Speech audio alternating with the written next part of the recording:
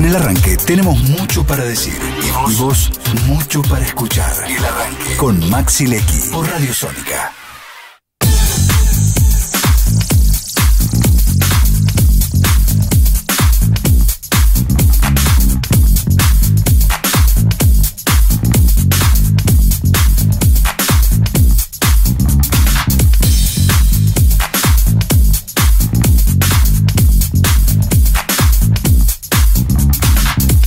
Bueno, como te adelantaba en el bloque anterior, nos vino a visitar Marcelo Meis. Les cuento que es consejero del Consejo de la Magistratura de la Ciudad Autónoma de Buenos Aires. Asumió hace poquito, en diciembre del 2024, por el estamento de los abogados. Fue síndico de OBSBA y también fue legislador porteño hace algún tiempo. Así que es un placer que haya aceptado la invitación a venir a charlar aquí a la mesa del streaming de Sónica. Y bueno, te damos la bienvenida. Gracias por aceptar esta charla. Gracias por invitarme. Bueno, dejamos planteada una pregunta cuando cerrábamos el bloque anterior nosotros. Bueno, tenés experiencia por el cargo que ostentás de consejero del Consejo de la Magistratura, que obviamente se circunscribe al ámbito de la ciudad, pero también podemos hablar de la justicia a nivel nacional. Absolutamente. Tiene mucho que ver eso también hoy día, sobre todo por las transferencias que todavía no tenemos. No hay autonomía plena. Exactamente, está limitada. Me pongo en el rol del presidente. ¿Hay casta judicial? Sí, claro, obvio. Este es un país que hay castas de todo tipo. Siempre hubo castas de todo tipo. Pero no le podemos echar la culpa a los jueces. Es falta de decisión política de transferir las competencias a la ciudad. Los jueces lo que hacen en esa incertidumbre, tratan de defender lo que creen que tienen que defender. Una justicia obsoleta, anticuada, con un código de procedimiento que yo siempre digo, tengo juicios que duran 10, 12, 15 años. Y a veces con suerte. No es una novedad. En la ciudad eso no pasaría porque los procedimientos son mucho más abreviados y además tecnológicamente la justicia de la ciudad está muy lejos de lo que es la justicia nacional. Y eso va en beneficio de quienes utilizan el sistema. Porque acá no hay que pensar en los jueces, acá hay que pensar en los ciudadanos, Exacto. que son los que acceden a la justicia. Y el sistema judicial es el más y el poder judicial es el más importante de los poderes, porque es el que equilibra en una sociedad y en una república los distintos factores de poder. Porque cuando uno tiene un problema, ¿dónde va a ir? A la justicia. Exacto. El ciudadano, ¿cuál es su única defensa? Es la justicia. Y es el poder que más hay que cuidar. Porque además es el que controla al Ejecutivo y al Legislativo, que per se tienen mucho más poder al tener presupuesto, al poder decidir inclusive sobre el presupuesto de la justicia. ¿Cuáles son los cambios que vos crees que habría que hacer rápidamente, digamos, en el sistema como está planteado hoy? Bueno, en realidad lo primero que hay que hacer es darle la autonomía plena a la Ciudad de Buenos Aires. Nosotros necesitamos inscribir una sociedad en la Ciudad de Buenos Aires y la IGJ la sigue manejando la Nación. Esta propiedad donde están ustedes, si tienen que transferirla, el registro de la propiedad inmueble lo maneja la Nación. Es absurdo. Digamos, la Ciudad de Buenos Aires está equiparado a las provincias. Eso lo dice no solo la Constitución, sino lo que ha sido la discusión dentro de la estatuyente en el año, con la sanción de la Constitución del 94. Entonces, discutir esas cosas es como, me parece absurdo. Yo te pregunto, sí. ¿Por qué la Nación no lo quiere transferir? Creo que cae de suyo, es una cuestión de recursos, pero ¿por qué? No solo una cuestión de recursos, una cuestión de poder, porque ellos deciden. ¿Cuál es el tema? Acá se dictó la ley Cafiero en su momento. Sí.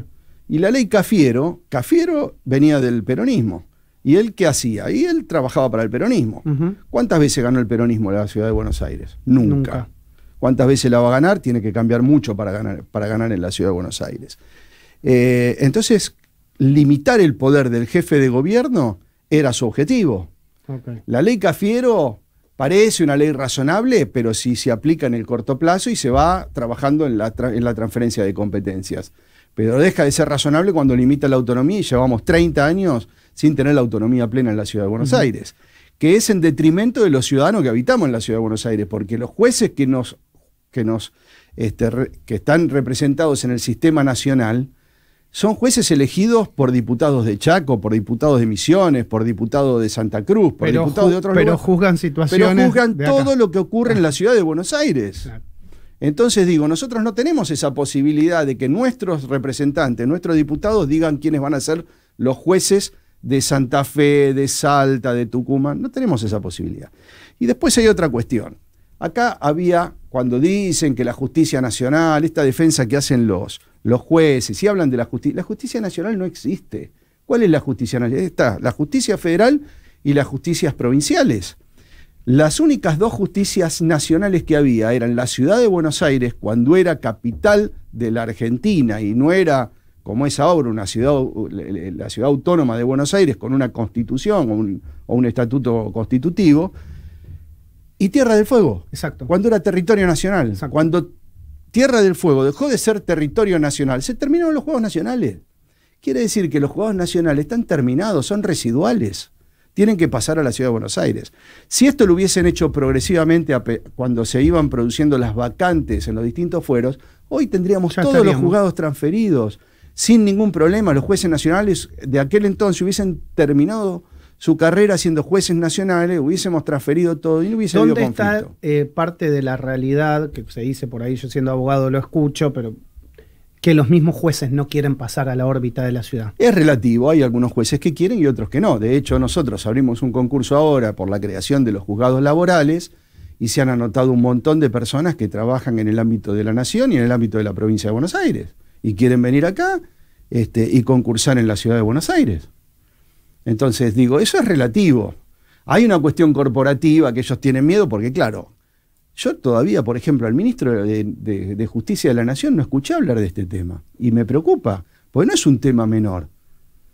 Si nosotros estamos en un gobierno que dice que hay que aplicar la Constitución, respetar las leyes, bueno, hay que empezar por respetar. Inclusive desregular, con lo cual sería lógico que la desregulación... Pero además, dejaría de pagar los jueces de la Ciudad de Buenos Aires la gente que vive en el impenetrable de Chaco cuando compra azúcar o cuando compra harina, porque ellos no se están financiando porque está dentro del presupuesto nacional, que aunque tiene que pasar con los recursos, igual la nación se ahorraría plata en seguir administrando un sistema que no tiene que administrar.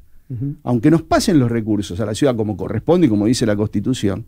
Y lo mismo pasa con el resto de las competencias que faltan, ¿no? Como ahí el tema es el puerto también, ¿no? Porque bueno, el puerto pero digo, el puerto, exactamente, pero inclusive con el puerto esto siempre se habló, lo que le pueden transferir a la Ciudad de Buenos Aires es el puerto de cruceros, por ejemplo, y que la nación siga manejando todo lo que es carga, no es un problema, pero por lo menos vos vas transfiriendo competencias que la ciudad le resulta mejor manejarlo. Entonces me parece que ahí lo que falta es decisión política y no hay una estrategia política de que la Argentina tiene que pensar a tener una fortaleza institucional y respetar las instituciones se empiezan a respetar no solo cuando se fortalecen las mismas, sino cuando se cumple con la Constitución, que es la ley de leyes de los argentinos. Y nosotros estamos incumpliendo el artículo 129 de la Constitución, y no porque lo diga yo, lo dijo la Corte, y no en este fallo Levinas, lo viene diciendo desde el año 2015. Exacto. Y en este fallo se puso más duro, porque la realidad es que, ¿cuál es el papel de la Corte? ¿Solamente hacer enunciados? No, tiene que hacer operativa el respeto de la Constitución. Y la forma de hacerlo es cada vez más acorralar a quienes no toman la decisión que tienen que tomar conforme a lo que dice la Constitución Nacional para que lo hagan. Déjame, en base a todo esto que estás contando, hay elecciones ahora legislativas en la Ciudad de Buenos Aires. Recién nosotros comentábamos cuando abríamos el programa los nombres, que la verdad tiraron todos la carne al asador, como se dice habitualmente, con nombres importantes, al menos encabezando las listas, después hay que ver qué hay abajo. ¿Crees, digamos, que esos nombres importantes, gente de fuste, van a ayudar para la pelea de la autonomía plena de la ciudad? Bueno, habría que preguntarle a ellos. Por empezar, yo le he mandado hace unos días una carta a todos los diputados y senadores de la Ciudad de Buenos Aires, electos por la Ciudad de Buenos Aires, pidiendo la derogación, que instrumenten la ley Cafiero. La derogación de la ley Cafiero, exactamente. Hasta ahora no me contestó ninguno. Yo creo que la ciudadanía no toma dimensión de lo que significa que un juicio, en vez de estar 12, 13, 14, 15 años, como pasa en la justicia nacional, lo podamos resolver en 2, 3, 4 años como máximo. Lo mismo pasó, hubo casos donde sobre todo cuando fueron las transferencias de las competencias penales, donde en 15 días se ha resuelto el procesamiento y la detención de personas y el juzgamiento. Es decir, es una justicia que está capacitada para abreviar los plazos. Todos sabemos que si una justicia tarda demasiado, termina no siendo justa. Y es lo que pasa. Hay gente que se muere esperando que salgan sentencias de cuestiones que plantean la justicia. Es increíble. Entonces, eso es absurdo. Entonces, no podemos... la justicia y el poder judicial es el más importante de los poderes, porque es el que resguarda los derechos de los ciudadanos. Y es lo que nosotros tenemos que cuidar. Precisamente por eso a mí me gustaría que los que son candidatos se comprometan a trabajar en este sentido, sobre todo los del peronismo. Bueno, no sé si son peronistas, no son peronistas, pero digo, sobre todo los del peronismo, que son los que sancionaron la ley Cafiero y los que han mantenido, digamos, los que han manejado el poder del Estado durante todo este tiempo. ¿Cómo ves la ciudad en materia de seguridad? Bueno, yo la veo... La ciudad en realidad, más allá de lo que uno pueda percibir o ver, hay que mirar los números. Y los números dicen que la ciudad de Buenos Aires es una de las ciudades más seguras de Latinoamérica, incluyendo, te diría, muchas ciudades de Estados Unidos. Es una ciudad muy segura. ¿Hay hechos puntuales? Sí hay, pero las estadísticas nos dan que nosotros tenemos una ciudad muy segura. Y eso que tenemos una fuerte incidencia del conurbano y todo, ¿no? Que eso nos complica, pero la ciudad de Buenos Aires hoy es una ciudad segura. Ahora, si la percepción de la sociedad o de los ciudadanos es que antes era más segura que ahora, eso es otra cuestión, porque lo planteó Larreta. Yo creo que ya Larreta tuvo bastante problema con el tema de seguridad. Yo he visto, sobre todo los últimos 2-3 años de su mandato, que ha tenido complicaciones. Este gobierno también tuvo distintos ministros y eso no ayuda. Los cambios, vamos a ver ahora con este último cambio cómo se van planteando las cuestiones, ¿no? ¿Por qué hay fuga de presos? Hay fuga de presos porque no se construye una cárcel. Yo lo vengo diciendo hace muchos años. No puede ser que la ciudad no se ha hecho... Larreta, que está hablando de los problemas de seguridad, no construyó una cárcel. Y es un problema. ¿Por qué no la construyó? ¿Cuánto hace? Teníamos una cárcel de contraventores hace mucho tiempo, donde estaba el Arenas funcionando ahora. Sí, después, bueno, obviamente, pero sabemos que si tenemos un sistema judicial que funciona, que es rápido, que es eficiente, vamos a generar una cantidad de detenciones que lamentablemente a la gente hay que poner en algún lado. Y no se puede tener en la comisaría a las personas detenidas más allá de 24 o 48 horas. Entonces, esto hay que haberlo, lo tendrían que haber pensado y tendrían que haber construido ya hace rato una cárcel, se habla sea dentro de la ciudad o fuera. La cárcel ahora en Ezeiza, ¿no? Sí, bueno, donde sea. Yo hubiese construido, porque vos necesitas, en realidad, acá el sistema carcelario está destruido. Como todo en la Argentina, como la justicia no tiene inversión desde hace años, el sistema carcelario menos. Entonces vos, que una persona haya cometido un delito, no quiere decir que lo tengas como un animal, hacinado, maltratado. Eso no puede ser. Y eso es lo que pasa con las cárceles. Además, siempre tenés que buscar la resocialización. Exactamente. Y no siempre pasa el sistema como está ahora. No pasa, y ni te cuento el sistema de la provincia de Buenos Aires. Está absolutamente colapsado, viola todos los derechos, digamos, pero nos parece normal porque esto funciona así hace muchos años. ¿Estarías de acuerdo con este sistema de la construcción por parte de los privados que va a implementar Puyaro en Santa Fe? Sí, claro, obvio. A ver, yo creo que los problemas hay que resolverlos, hay distintas formas de resolverlas. Lo puede construir un privado, eso funciona en muchos lugares del mundo, que son los privados, incluso los que gestionan, no todo, no el sistema carcelario, pero sí todo lo que es la administración de la cárcel, y el Estado le termina pagando por el servicio que dan. Digo, mientras las cosas se hagan bien, se liciten, sean los precios adecuados, me parece bien. Pero hay que dar una solución porque además la gente no puede estar detenida en condiciones inhumanas y hacinados. Eso no es bueno para nadie, no es bueno para esas personas y no es bueno si después las tenemos que reinsertar. Porque termina mal, terminamos con la reincidencia, porque todos terminan volviendo a delinquir, salen peor de como entraron. Omar. Sí, Marcelo, sabés que hablabas del tema de la ciudad de Buenos Aires y bueno, yo tengo familia en el sur que viene, amigos en la provincia de Buenos Aires y siempre se hace eje en lo que dijo Larreta. ¿Vos creés que es una cuestión electoral o digo, con la llegada de Jorge Macri a la ciudad de Buenos Aires, a la jefatura de gobierno porteño, de alguna manera la ciudad empezó a decaer, porque digo, de alguna manera es como una postura que se ve en varios sectores. Claro, vos hablas de la famosa frase de olor a pis, que la ciudad está peor. Está sucia. A ver, me parece que hay una cuestión política y hay una realidad. Yo entiendo que el gobierno de la ciudad al principio le costó encontrar los botones, le costó encontrar la botonera. Muchos de los problemas que denunció Larreta vienen de la época de él. Por más que, digo, yo soy sincero, la ciudad está más sucia desde la época de él y además hay otras razones, hay cuestiones que tienen que ver con el ajuste económico. Hay más gente en la calle, eso se ve, eso es ostensible, digamos. Me parece que hay un oportunismo por parte de Horacio, con alguna bronca que tiene con respecto a su relación con Mauricio y con Jorge. Pero muchos de los problemas... A ver, yo creo que hay una medida que a mí me gusta mucho que tomó este gobierno de la ciudad, que es la construcción de subte. No puede ser que en la ciudad de Buenos Aires, la ciudad de Buenos Aires tiene subte antes que Madrid. Si ustedes ven la red de Madrid, no lo pueden creer, es la red más importante de Europa. Nosotros no.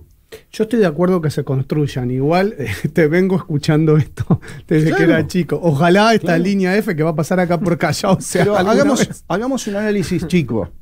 Presupuesto de la Rúa, que fue el último que construyó y que licitó la H. Claro, exacto, la H. Empezó con 1.800 millones de dólares, terminó con 2.200 millones de dólares. Presupuesto Mauricio Macri, 21.000 millones de dólares llegó a tener. Presupuesto actual, 16.000 millones de dólares. ¿Cuánto sale el kilómetro de subte ahora y en la época de la Rúa? Casi lo mismo, porque son precios internacionales de obra. Entonces, ¿cómo, habiendo aumentado el presupuesto tanto, no pudo construirse subte? No puede construirse un sistema que le permita a la gente viajar, porque, por ejemplo, hay temas que no se plantean. Eso fue una decisión política. Es una decisión política, porque incluso Mauricio dijo que iba a construir 10 kilómetros por hora. ¿Qué es lo que, no digo 10, pero deberíamos haber seguido construyendo subtes y tranvía? Porque el tranvía de hoy en día, vamos a ciudades como Berlín, vamos a ciudades como Milán, y tienen tranvía. El tranvía es no contaminante, no tiene ruido, tiene todas las ventajas, y hay lugares que no hace falta seguir excavando. ¿Cuáles serían, digamos, los plazos de esta construcción, que al menos los que dijo el gobierno, crees que para que se vayan cumpliendo, que uno lo tenga en la cabeza, bueno, van en este proceso? No, yo creo que lo van a hacer. Lo que pasa es que ¿por qué no construyen subte los gobiernos? Porque exceden el mandato del jefe de gobierno. Lo ve después de los 4 años. Los 4, 5, 6 años. Esta es la verdad. Ahora, Larreta, que se queja de este gobierno, hizo 2 Metrobús, que si ustedes lo ven, es para divertirse un rato. Directorio y Alberdi, mano única, y metió un Metrobús que te pone una estructura en el medio de la calle. Es una barbaridad, gastó plata el divino botón. Es una pavada lo que hicieron para mostrar una obra. Entonces digo, si vamos a hablar en serio, hablemos en serio. Lamentablemente, como son del mismo partido, no pueden decir que no se pueden criticar las obras. Claro. Pero la verdad no hay obra más estúpida que hacer un Metrobús en una calle de mano única, y no es la única. Ya lo han hecho en otras calles. No tiene ningún sentido, al contrario, entorpece el tránsito.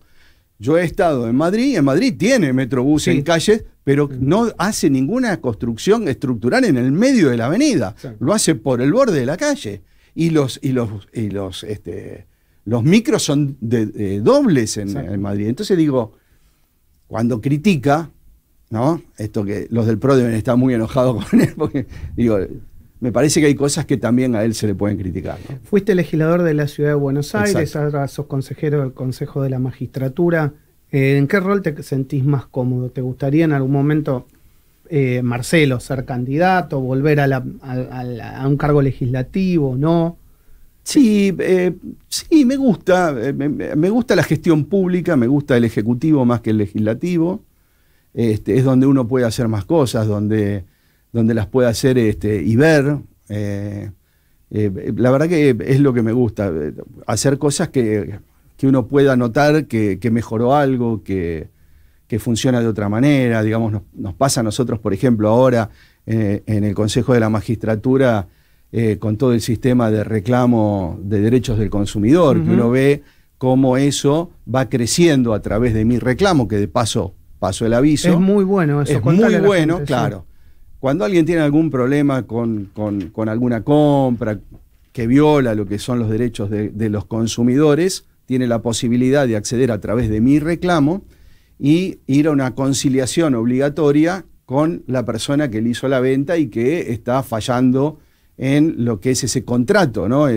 Una compra de un producto es un contrato entre dos partes.